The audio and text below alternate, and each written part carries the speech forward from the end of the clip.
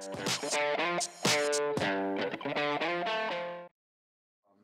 think leadership takes a lot of different roles, to be honest, and I think that a lot of times you can be leading and you don't even realize it.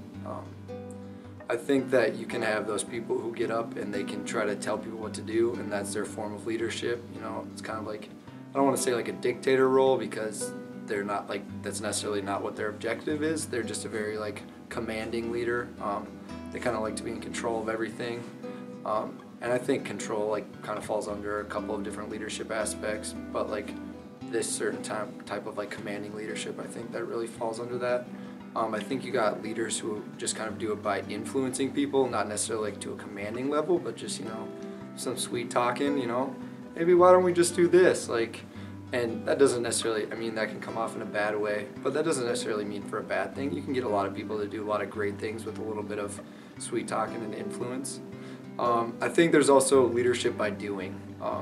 So basically, if you want to get people to do what your like goal is, you show them by you doing it first. And if a lot of people like agree with what you're doing, they'll kind of fall in behind you. So I think that leadership can kind of take a ton of different roles. Everyone is a leader in some way, shape, or form without them knowing it.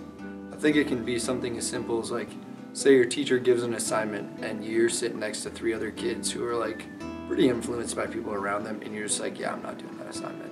And all of a sudden the next 3 people next to you are like, man, he's not doing the assignment, I'm not gonna do the assignment.